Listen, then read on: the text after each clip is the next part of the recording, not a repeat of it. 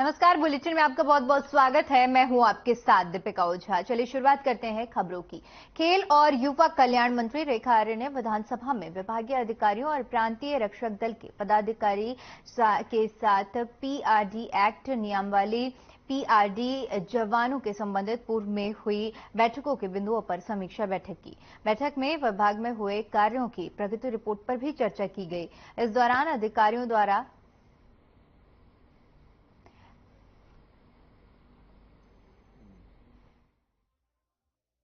की नियमावली के बारे में बताते हुए कहा कि इससे आवश्यक संशोधन करते हुए जल्द ही इसे महीने जारी कर दिया जाएगा। उन्होंने कहा कि सरकार ने पीआरडी विभाग में तैनात गर्भवती महिलाओं को मातृत्व अवकाश, जवानों को मानवीय और वित्तीय शासकीय रूप से अनुमान्य सेवाओं की व्यवस्था, पीआरडी सेवकों को 60 वर्ष तक की नौकरी समेत पीआरडी एक्ट 1948 में संशोधन समेत कई अन्य व्यवस्थाएं की हैं, जिसका जल्द जियो जारी कर दिया जाएगा। बता दें कि उत्तराखंड में अभी तक पीआरडी एक्ट 1948 लागू था और तब से यही एक्ट उत्तराखंड में चलता आ रहा है, लेकिन अभी तक यह एक्ट जल्द लागू किया।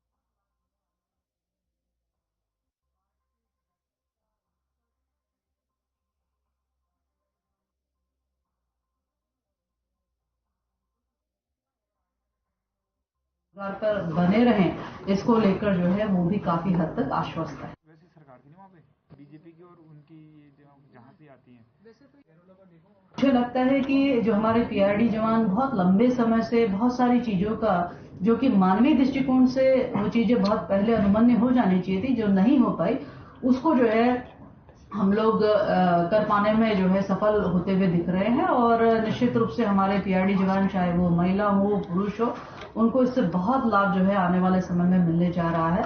तो आज की इस बैठक का निष्कर्ष मैं ये कह सकती हूँ कि पीआरडी जवानों के संगठन बेहद प्रसन्न है और उनको उनके हितों की सुरक्षा और आने वाले समय में वो रोजगार पर बने रहें, इसको लेकर जो है वो भी काफी हद तक आश्वस्त।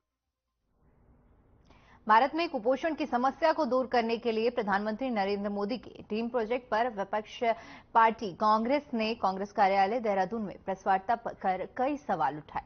15 अगस्त 2021 को पीएम नरेंद्र मोदी ने लाल किले की प्राचीर से कहा था कि एनीमिया जैसी बीमारी को खत्म करने के लिए साल 2024 तक पौष्टिकता से भरपूर चावल वितरित किए जाएंगे। पीएम मोदी ने कहा था कि इससे आधे से अधिक भारतीयों को लाभ होगा।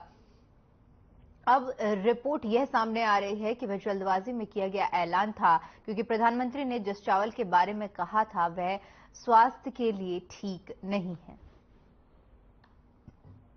भारत के प्रमुख चिकित्सा अनुसंधान जिसमें और नीति आयोग के जो सदस्य हैं, एक सदस्य सम्मानित सदस्य हैं कृषि के प्रोफेसर रमेश चंद जी ने, उन्होंने भी सवाल खड़े किए हैं। और दूसरे जो उनके टेक्निकल एडवाइजर हैं, टेक्निकल सदस्य हैं, अनुराग कुप्पड़ जो तकनीकी सदस्य उनके, उन्होंने भी फोर्टिफाइड चावल की गुणवत्ता पर सवाल खड़े करके सरकार को इसका वितरण न करने के संबंध में कहा। लेकिन सरकार फोर्टिफाइड चावल का वितरण करके देश की जनता को धीमा जहर देने का प्रयास कर रही है। वहीं अल्मोड़ा प्रवास के दौरान लोकसभा सांसद अजय टमटा ने बीजेपी कार्यकर्ताओं से मुलाकात की। इस दौरान उन्होंने कहा कि केंद्र सरकार ने देश भर में नेटवर्क प्रणाली को लेकर सर्वे किया था, जिसमें अल्मोड़ा, पिथौरागढ़, बागेश्वर और चंपावत जिले की 14 विधानसभा लोकसभा क्षेत्र के 4 जिलों में आम जनता को बेहतर संचार सुविधा देने के लिए 150 मोबाइल टावर बीएसएनएल लगाए जाएंगे। वहीं अल्मोड़ा के जनपद में 39 टावर लगाए जाने हैं ताकि ग्रामीण क्षेत्रों में नेटवर्किंग व्यवस्था अच्छी हो सके।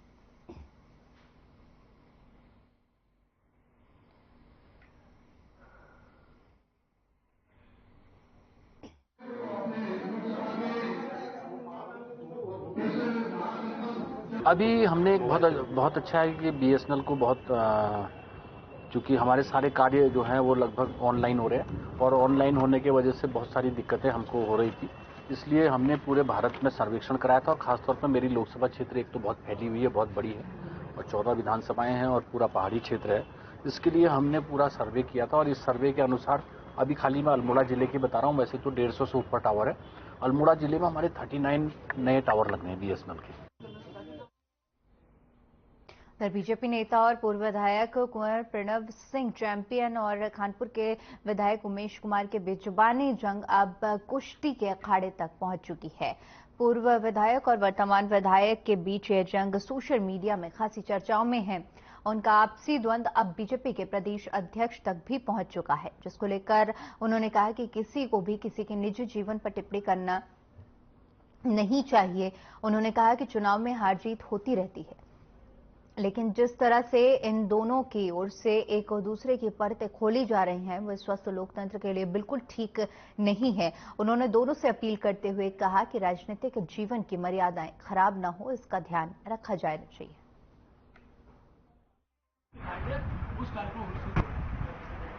देखिए, राजनीतिक जीवन में व्यक्तिगत आरोप प्रत्यारोप ये कम से कम किसी विधायक को चाहे पूर्व विधायक को नहीं करनी चाहिए।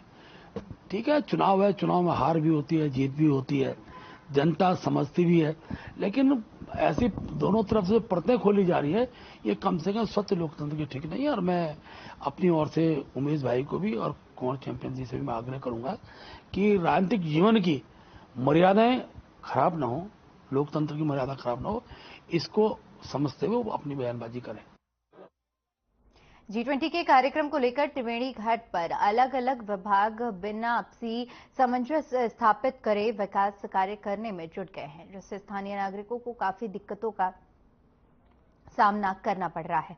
यह समस्या संज्ञान में आने के बाद नगर निगम की मेयर अनीता मंगाई ने विभागों के अधिकारियों और पार्षदों के साथ निगम सभागार में बैठक की। इस दौरान अधिकारियों को आपसी सामंजस्य स्थापित कर विकास कार्य करने के निर्देश दिए। मेयर ने कहा कि आपसी सामंजस्य नहीं होने की वजह से विकास कार्यों में लगे कर्मचारी कहीं पानी की पाइपलाइन तोड़ रहे हैं तो कहीं सीवर लाइन को क्षतिग्रस्त कर रहे हैं। G20 की तैयारियों को लेकर समय पहले ही कम है। यदि विभाग आपसी तालमेल से काम नहीं करेंगे तो यह समस्या और ज्यादा बढ़ेगी। मेयर ने बताया कि अधिकारियों से त्रिवेणी घाट पर होने वाले विकास कार्यों की जानकारी भी ली गई।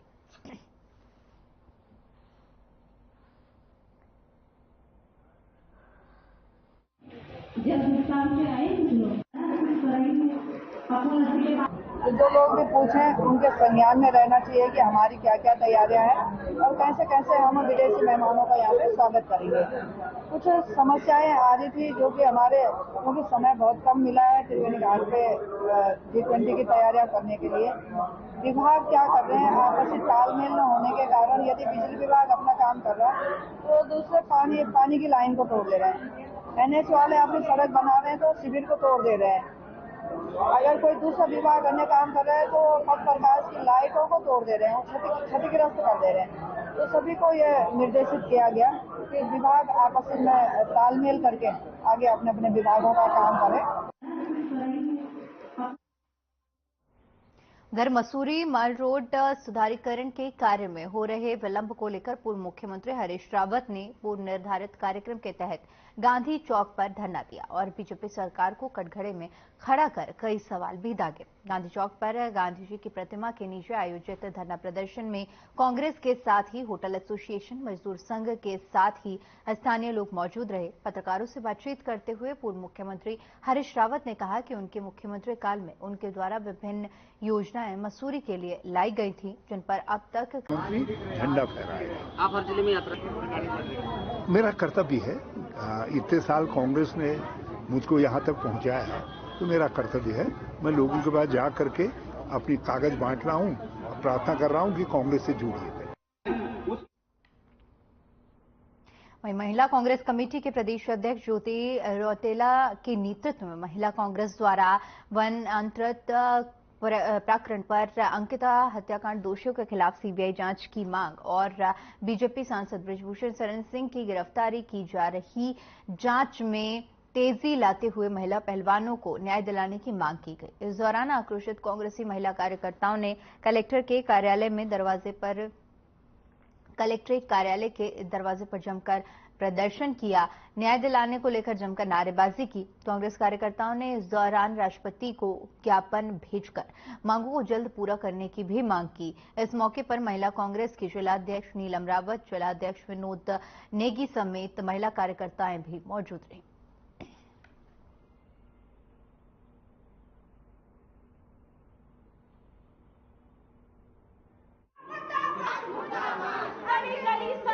देखिए, मैं ये कहना चाहता हूँ कि हम लोग शुरू से बोल रहे हैं कि ये सरकार जो अपराधी है उन लोगों को बचाना चाह रही है, क्योंकि कहीं ना कहीं सरकार के लोग से मिले हुए हैं। सरकार का व्यक्ति ही अपराधी है, उनका बेटा ही अपराधी है, और जो वीआईपी है तो कहीं ना कहीं सरकार का कोई व्यक्ति है जिसका नाम सरकार उजागर नहीं करना चाह रही है, और जिसका नाम उन्होंने बोला कि उनका नाम वीआईपी का नाम उन्होंने बोला।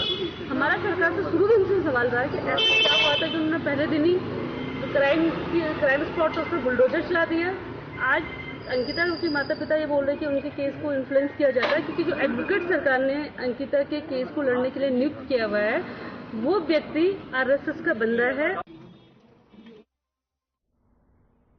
जनपद पौड़ी जिले के अंकिता केस के विशेष लोक अभियोजक जितेंद्र रावत को केस से हटाने जाने की मांग को लेकर अंकिता की मां बाप जिलाधिकारी कार्यालय पौड़ी में धरने पर बैठ गए। दरअसल बीते 1 जून को अंकिता के मां बाप ने केस की कोटद्वार कोर्ट में अगली सुनवाई 9 जून से पहले केस के विशेष लोक अभियोजक जितेंद्र रावत को इस आधार पर केस की पैरवी से हटाने की मांग को लेकर जिलाधिकारी आशीष चौहान को ज्ञापन दिया था, जिसमें जितेंद्र रावत पर आरोपियों से साठगांठ कर अंकिता केस को कमजोर करने के गंभीर आरोप लगाए गए थे। अंकिता की मां सोनी देवी स्वयं एक आंगनबाड़ी कार्यकर्ता हैं, जिस वजह से धरने को प्रदेश के आंगनबाड़ी संगठन का भी समर्थन प्राप्त हो रहा है, और अंकिता के परिजनों को न्याय न मिलने पर 40,000 से ज्यादा आंगनबाड़ी कार्यकर्ताओं के प्रदेशव्यापी संगठन ने भी आंदोलन पर जाने की चेतावनी दी है।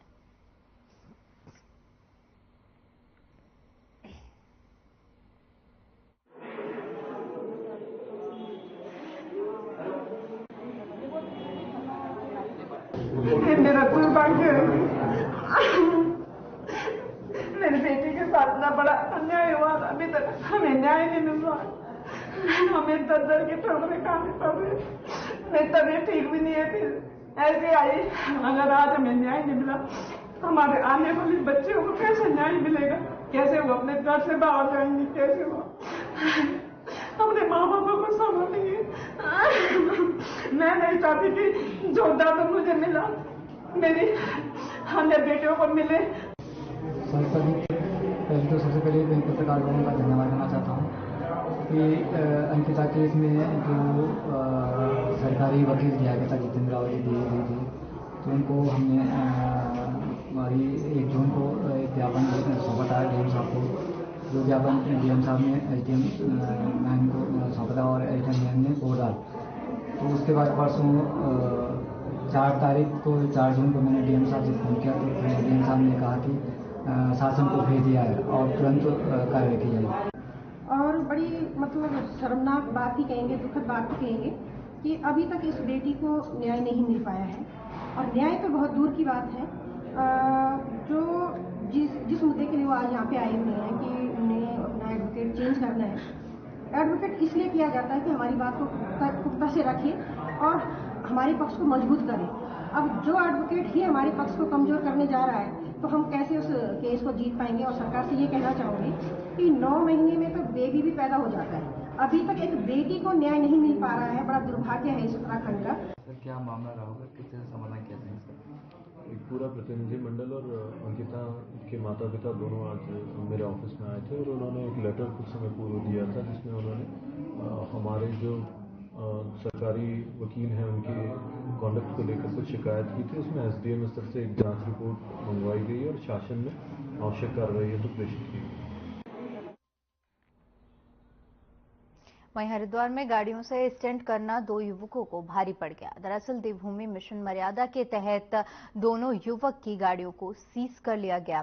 बता दें कि पुलिस को सूचना मिली कि चंडी पुल के नीचे स्टंट किया जा रहा है, जिससे स्थानीय लोगों की सुरक्षा के लिए पुलिस मौके पर पहुंची। मौके पर स्कॉर्पियो और फोर्ड एंडेवर गाड़ियों के चालकों द्वारा स्टंट किया जा रहा था। वहीं पुलिस ने दोनों युवकों को फटकार लगाई और आगे ऐसी हरकत न करने की नसीहत दी।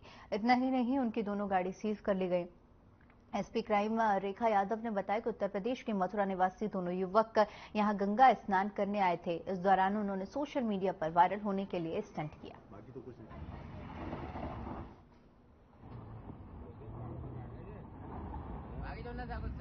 शामपुर थाना क्षेत्र अंतर्गत चंडी पुल के नीचे कुछ व्यक्तियों द्वारा स्टंट ड्राइविंग की जा रही थी। वहां पर लोकल लोगों द्वारा थाना पुलिस को सूचना दी गई, जिस पर तत्काल फोर्स रवाना किया गया एवं वहां जाकर के देखा तो इन व्यक्तियों द्वारा वहां पर रहने वाले लोगों का जीवन भय के संबंध में संकट उत्पन्न किया जा रहा था, जिसके चलते हुए दोनों वाहनों को सीज कर लिया गया है एवं अग्रिम विधिक कार्रवाई की जा रही है। केलाखेड़ा थाना क्षेत्र में रामपुरा काजी गांव में 2 दिन से लापता चल रही महिला के मानव अवशेष बरामद हुए हैं। मानव अवशेषों में 3 इंसानों के पैर मिले हैं और वहां पड़े हुए कपड़ों से परिजनों ने महिला की पहचान की है। पुलिस क्षेत्राधिकारी बाजपुर भूपेंद्र सिंह भंडारी ने बताया कि एक पैर मिला था और बाद में सर्च अभियान के दौरान 3 पैर इंसानों के मिले हैं और पूरे मामले की गंभीरता से जांच की जा रही है। 4 अलग-अलग टीमें इस मामले का खुलासा करने के लिए लगाई गई हैं और साथ ही फॉरेंसिक टीम, एसओजी और कई अन्य टीमें मौके पर बुलाई गई। मामले की गंभीरता से जांच की जा रही है। सर्च अभियान भी जारी है। शव के अन्य अंग खोजने का प्रयास किया जा रहा है। ग्रामीणों की भी सहायता ली जा रही है। थाना केलाखेड़ा में शाम के समय में एक तहरीर आई थी कि ये रामपुरा काजी की एक महिला की गुमशुदगी के संबंध में, कि सुबह से ही वो घर पर नहीं है। तो उसी संबंध में हमने आज यहाँ एक सर्च अभियान चलाया था, जिसमें हमारी केलाखेड़ा थाने की टीम जो है मई एसओ के वहाँ सर्च अभियान चलाया। गांव के लोग भी इस नदी में, ये बहुत नदी है, यहाँ पर अभियान चलाने के बाद जो है वहाँ पर 2 टांगे और एक जो है पैर का पंजा वहाँ पर मिला है। ज्यादा शेष अवशेष कोई भी हमको प्राप्त नहीं हुए हैं। ये जानकारी की जा रही है कि क्या उसी महिला के वो पैर हैं या अन्य हैं। पूरा मामला ये है कि अभी हमें सुबह पता चला, पैसे पता तो कल चल गया था कि गुमशुदगी हो चुकी उसकी। हमने तो कल का कुछ पता लिया नहीं। आज हमें पता चला कि पुलिस घूम रही है कि उसका मर्डर हो चुका है। तो उसके कपड़े मिल गए थे। कपड़े मिलने के बाद उसमें नदी में पानी में आदमी घुसे, उसके बाद उसका पाँव मिला। फिर थोड़ा दूर जाके लगभग 100-150 मीटर आगे जाके 2 पाँव और मिले। वो 3 पाँव मिले हैं। वो पुरुष है, एक पुरुष का है या दूसरा महिला का, हमें ये इसमें नहीं है, पुष्टि पूरी नहीं हुई है। गुरुद्वारे में अनाउंसमेंट करी थी, आप कह रहे थे? हाँ, सुबह अनाउंसमेंट गुरुद्वारे भी करी थी। होगी बात। डीएम वंदना सिंह ने कहा कि शहरवासियों को जल्द जल भराव और जाम जैसी विकट समस्या से निजात मिलेगा। हल्द्वानी कैंप कार्यालय में पत्रकारों से बातचीत करते हुए उन्होंने बताया कि शहर का दौरा कर 20 से अधिक जगहों का मुआयना किया गया, जिसमें सड़कों के चौड़ीकरण को लेकर और साथ ही साथ कई जगहों पर चौराहे के डिजाइन पर भी ध्यान दिया गया और इसे तैयार करने के लिए प्रत्येक संबंधित विभागों को डीपीआर तैयार करने के आदेश दिए गए हैं। वहीं फ्लाईओवर बनाए जाने को लेकर उन्होंने कहा कि डीपीआर फिलहाल तैयार हैं और कुछ व्यापारियों में इसके बनाए जाने को लेकर रोष है, लेकिन इसे दूर करने के लिए और प्रभावित लोगों से बातचीत कर इस पर शीघ्र निष्कर्ष निकाला जाएगा।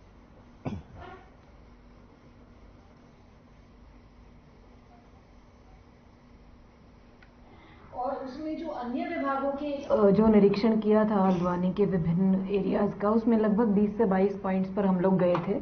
उसका जो उद्देश्य था, ये जल भराव और जाम की जो समस्या शहर के अंदर होती है लंबे समय से, उसके क्या समाधान निकाले जा सकते हैं और कौन कौन से ऐसे स्पॉट क्रिएट हो गए हैं जहां सुधारीकरण की आवश्यकता है। कुछ स्थानों पर चौड़ीकरण की चीजें निकल कर आई हैं, कुछ स्थानों पर उसमें रोड में इम्प्रूवमेंट की या चौराहे या जंक्शन के इम्प्रूवमेंट की भी आवश्यकताएं निकल कर आई हैं। भारत मिशन को लेकर सरकार करोड़ों रुपए खर्च करने का दावा करती है, लेकिन उत्तराखंड प्रवेश द्वार मंगलौर में सरकार की इस योजना को अधिकारी पलीता लगाते ओनियाल गामा ने बताया कि यह व्यवस्था होने तक फिलहाल नगर निगम के कर्मचारी ही स्ट्रीट लाइटों की मरम्मत करेंगे। आपको बता दें कि नगर निगम की ओर से ईईएसएल को स्ट्रीट लाइटों की देखरेख का जिम्मा सौंपा गया था।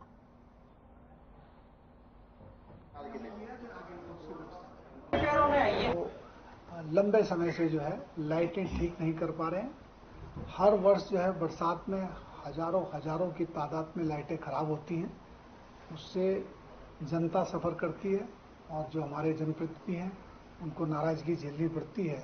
इसलिए नगर निगम ने ये व्यवस्था अपने हाथ में ली है और बहुत जल्दी जो है हम इस व्यवस्था को, जैसे पूर्व में मेंटेनेंस का काम नगर निगम करता था, वैसे ही नगर निगम जो है ये लाइटें की व्यवस्था भी करेगा और जो ठीक करने का काम है उसके लिए अलग से हम अपनी एक टीम बनाकर, ताकि जनता को किसी किस्म की परेशानी ना हो। फिलहाल के लिए